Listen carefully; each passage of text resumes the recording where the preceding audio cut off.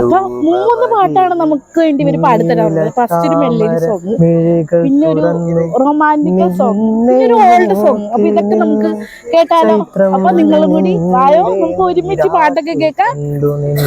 Okay.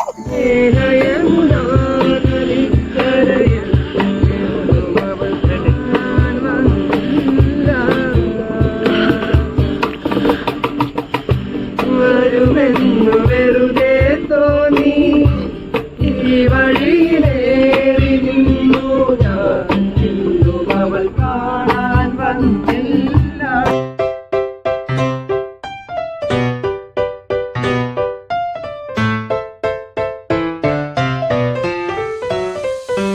Hi ചേട്ടാ, ഞാൻ ദൂരേന്ന് ഇങ്ങനെ പാട്ടൊക്കെ കേട്ട് ആസ്വദിച്ച് വരുമായിരുന്നു.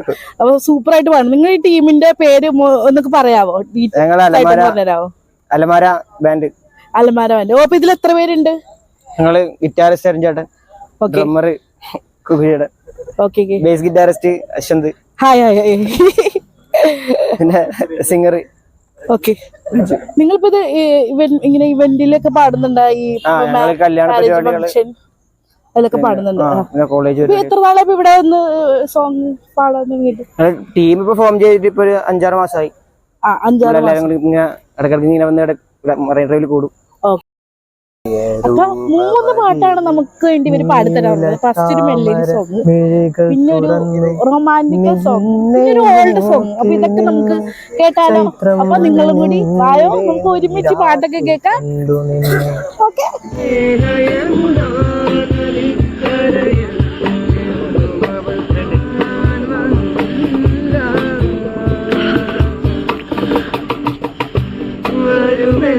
വെറുതെ തോന്നി ഈ വഴിയിലേറി നിന്നു ഞാൻ, അവൾ കാണാൻ വന്നില്ല. അവൾ കാറ്റാൽ തുളയായ ഒരു നിശ്വാസമായ ജ്ഞാനം, ഒരു നക്ഷത്രം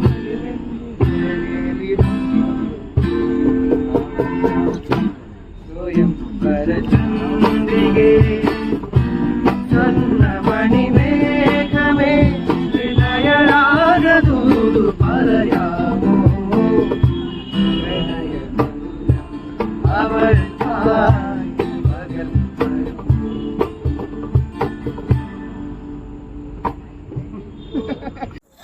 ഹായ് അരുൺ ചേട്ടാ, എന്തെങ്കിലും ഡ്രീം വെച്ചിട്ടാണ് തുടങ്ങിയേക്കണത്? അപ്പൊ അതിനെ കുറിച്ച് ഞങ്ങളുടെ പ്രേക്ഷകർക്കൊക്കെ അറിയാൻ ഭയങ്കര ഒരു ആകാംക്ഷയുണ്ട്. അപ്പൊ ഡീറ്റെയിൽ ആയിട്ട് അതിന്റെ കാര്യങ്ങളും ഒന്ന് പറഞ്ഞുതരാവോ? ഇത് ഫ്രണ്ട്സ് ആണ്. ഈ ടീമിലുള്ള ഒരു 7-8 പേരുണ്ട്. 7-8 പേരും ഫ്രണ്ട്സ് ആണ്. ഫ്രണ്ട്സ് ആയത് ഇതേപോലെ ഞാൻ ഒരു പ്രോഗ്രാം കഴിഞ്ഞ് ബോൾഗാട്ടിയില് പ്രോഗ്രാം കഴിഞ്ഞ് വരാറുണ്ട്. കുറച്ചു നേരം അപ്പൊ ഗിറ്റാറിനായിരുന്നു. അപ്പൊ ഞാൻ ഇവിടെ മറൈൻ ഡ്രൈവിന്റെ ഇവിടെ വെറുതെ ഇരിക്കാറുണ്ട്. അങ്ങനെ സാമ്പൽ എന്ന് പറഞ്ഞ ഒരു കൂട്ടുകാർ അതിൽ പോകണ്ടായിരുന്നു. ആള് ഡ്രമ്മറായിരുന്നു. ഞാൻ ജസ്റ്റ് പ്ലേ ചെയ്തൊന്ന് ട്യൂൺ ചെയ്തോണ്ടിരിക്കുമ്പോ ആള് വന്ന് കയറുകയും പിന്നെ ആളുടെ ഒരു, അതായത് നമ്മളൊരു ഇഷ്ടമുള്ള ഒരു കാര്യം ആരെങ്കിലും ചെയ്യുമ്പോൾ അവരെന്തായാലും അടുത്ത് വരെയും അവർ ചോദിക്കുകയും ചെയ്യും എന്താണെന്ന്. അങ്ങനെ വന്ന് ഒരാൾ വന്നു. പിന്നെ നമ്മള് അപ്പൊ പ്രാക്ടീസ് തുടങ്ങാന്ന് പറഞ്ഞു. പിന്നെ നമുക്ക് ഓൾറെഡി ഒരു വോക്കലിസ്റ്റ് ഉണ്ടായിരുന്നു. ഓക്കെ. നിങ്ങളുടെ ടീമിൽ ഫസ്റ്റ് സ്റ്റാർട്ടിങ് എത്ര പേരുണ്ടായിരുന്നു? സ്റ്റാർട്ടിങ് ഒരു 2-3 പേരുണ്ടായിരുന്നുള്ളൂ. आँखों से पढ़ के तुझे दिल पे मैंने लिखा, तू बन गया है मेरे जीने की एक वजह. आँखों से पढ़ के मुझे दिल पे मैंने लिखा, तू बन गया है मेरे जीने की एक वजह. तेरी हंसी तेरी हजार औरों से दिल पर जुदा. ओ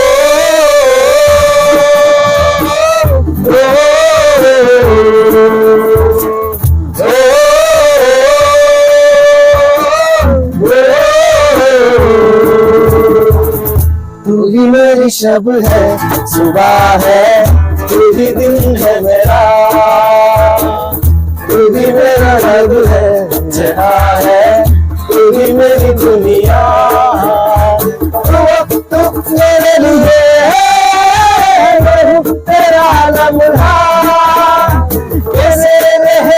भला तो मुझसे जुदा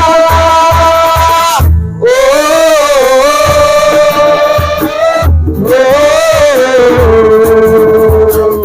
ओ,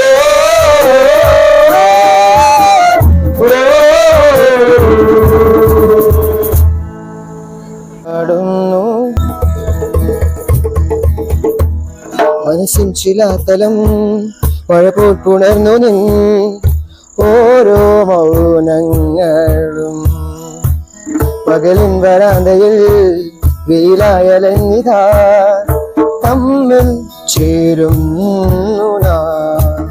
തലോടുമിന്നലകൾ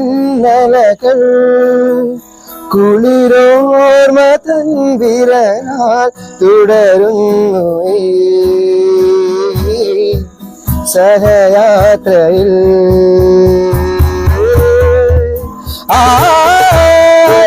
ആലാദമേ പൂച്ചോടുമോ പ്രണാമുമീ രാത്രി തൻ വാതിലിൽ ഓ ആകാശമേ നീ പെയ്യുമോ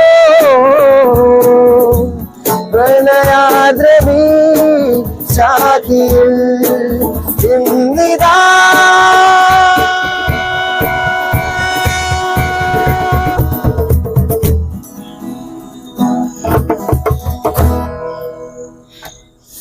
അപ്പൊ ബാക്കി ഡീറ്റെയിൽസ് ഈ ഗ്രൂപ്പിലെ ഏറ്റവും കൂടുതൽ സുന്ദരനായ ചേട്ടനോട് നമുക്ക് ചോദിക്കാം. പറഞ്ഞു ചേട്ടാ, എന്താണ് പറയാനുള്ളത്? അച്ഛനായ ഗ്രൂപ്പിൽ ആദ്യം പരിചയപ്പെടുന്നത് അരുൺ എന്ന് പറഞ്ഞ ചേട്ടനാണ്. ഓക്കെ, അരുണമേശൻ. ഞങ്ങൾ ശരിക്കും ഒരു ബാൻഡായിട്ട് തുടങ്ങുമെന്ന് പ്ലാൻ ചെയ്തതല്ല. ഈ ചേട്ടൻ അവിടെ പഠിപ്പിക്കുന്നതായിരുന്നു, മാഷായിരുന്നു. അങ്ങനെ അവിടെ വെച്ച് ഞാൻ ഇടയ്ക്ക് പാട്ടൊക്കെ പാടുമ്പോ ഈ ചേട്ടൻ വന്ന് ഗിറ്റാർ വായിക്കും. അങ്ങനെ വൈകുന്നേരം ക്ലാസ് ഒക്കെ കഴിയുമ്പോൾ ഞാൻ പറയും ചേട്ടൻ നമുക്ക് ഇതിന് കഫേ പോയിരിക്കാം. അങ്ങനെ കഫേ പോയിരിക്കും. അങ്ങനെ അവിടെ നിന്ന് പാട്ട് പാടും.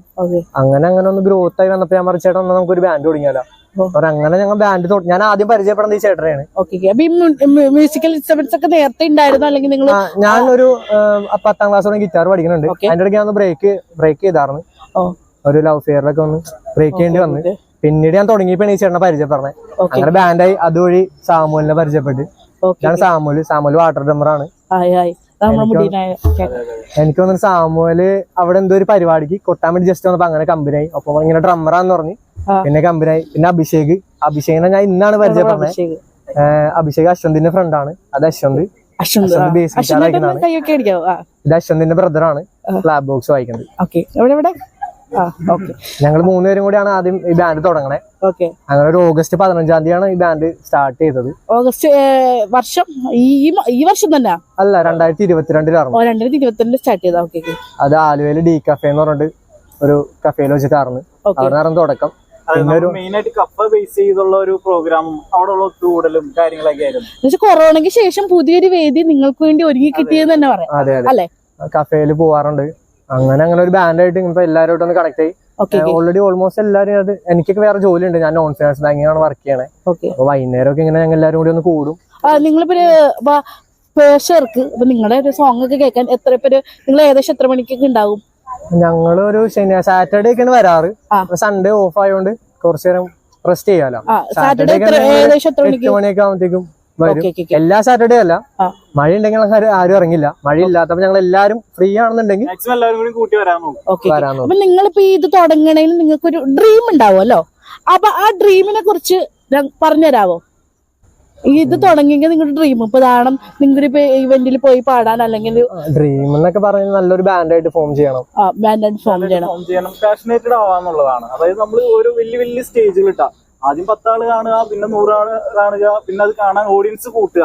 ഡ്രീം നമ്മള് ഓരോന്ന് ചെയ്യുമ്പോ ഒരു സ്റ്റെപ്പ് കയറി പോകുമ്പോൾ അത് കാണാനും ആൾക്കാർ കുറെ അല്ലെ, എല്ലാവരും ആ കലാകാരന്റെയും പ്രേക്ഷകർ കുറെ ഉണ്ടാവുക, ഓഡിയൻസ് കുറെ കൂടുക എന്നുള്ളതാണല്ലോ ഒരു കലാകാരന്റെ ഏറ്റവും വലിയ വിജയം എന്ന് പറയുന്നത്. അതേപോലെ ആവുക എന്നുള്ളതാണ്, മാക്സിമം ആളുകളിലേക്ക് എത്തിക്കുക എന്നുള്ളതാണ്.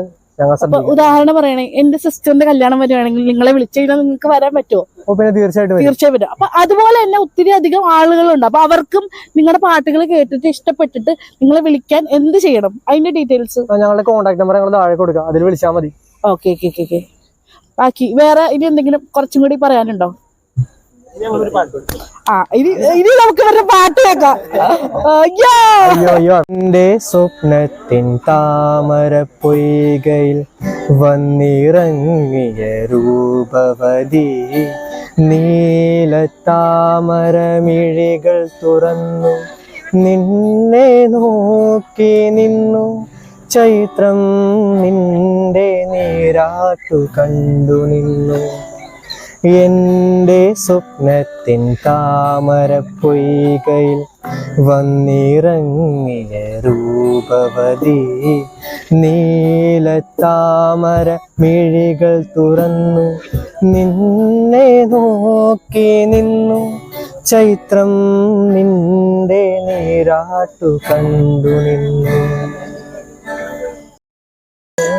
ഹായ്, ഇനി ലാസ്റ്റത്തെ ഒരു പാട്ടും കൂടി പാടി നമുക്ക് വീഡിയോ വൈൻഡപ്പ് ചെയ്യാം. നമുക്ക് ആ പാട്ട് കേട്ടാലോ? വായോ. മുടത്തു ഞാൻ നട്ട ചെമ്പകത്തൈയിലെ ആദ്യത്തെ മുട്ടു വിരിഞ്ഞ നാളിൽ സിദ്ധമാരുടെയോ മുടിച്ചാർത്തിലൻ മുക്തസങ്കൽപ്പം തലോടി നിൽക്കേ കാതരയായൊരു പക്ഷിയൻ ചാലക വാതിലിൻ ചാരേ ചിലച്ച നേരം വാതിലിൻ ചാരേ ചിലച്ച നേരം ഒരു മാത്ര വെറുതെ നിനച്ചുപോയി അരികിൽ നീയുണ്ടായിരുന്നെങ്കിലെന്നു ഞാൻ ഒരു മാത്ര വെറുതെ നിനച്ചുപോയി ഒരു മാത്ര വെറുതെ നിനച്ചുപോയി അരികിൽ നീയുണ്ടായിരുന്നെങ്കിൽ ഒരു മാത്ര വെറുതെ നിനച്ചുപോയി ഒരു മാത്ര വെറുതെ നിനച്ചുപോയി. Thank you. അപ്പൊ ഹലോ കൂട്ടുകാര്, ഇതാണ് നമ്മുടെ ഇന്നത്തെ വിശേഷങ്ങൾ. നമ്മൾ പാട്ടൊക്കെ കേട്ടില്ല, ഭയങ്കര ആസ്വദിച്ചു. അപ്പം ഇവരോട് നമുക്ക് ഒത്തിരി സന്തോഷമായിട്ട് നന്ദി പറയാനുണ്ട്. അപ്പം നിങ്ങൾക്ക് എന്താ പറയാനുള്ളത്? നമ്മളെ കേട്ടും സഹിച്ചും കൂടെ തന്നെ എല്ലാ പ്രേക്ഷകർക്കും നമ്മളെ നന്ദി. എല്ലാവരെയും സപ്പോർട്ട് ചെയ്യുക. ഈ വീഡിയോ ഇടുന്ന ആളെയും ഞങ്ങളെ സപ്പോർട്ട് ചെയ്യുക. ഓക്കെ, പിന്നെ വീഡിയോ മുമ്പായിട്ട് ഒരു കാര്യം പറയാനുണ്ട്. നിങ്ങൾ ഇതുപോലെ തന്നെ വെറൈറ്റി വീഡിയോസുകൾ കാണാനും ചിരിക്കാനും ഒക്കെ ആഗ്രഹിക്കുന്നവരാണെങ്കിൽ ചാനൽ ഒന്ന് സബ്സ്ക്രൈബ് ചെയ്യുക. പിന്നെ നോട്ടിഫിക്കേഷനിൽ കാണുന്ന ബെൽ ബട്ടൺ അമർത്തുക. എങ്കിൽ മാത്രമേ ഞാൻ ഇടുന്ന പുതിയ വീഡിയോസ് നിങ്ങളിലേക്ക് എത്തിക്കാൻ പറ്റുള്ളൂ. എന്തെങ്കിലും തെറ്റുകുറ്റങ്ങളൊക്കെ ഉണ്ടെങ്കിൽ അത് കമന്റിൽ രേഖപ്പെടുത്തുക. അപ്പൊ അടുത്ത വീഡിയോ കാണുമ്പോൾ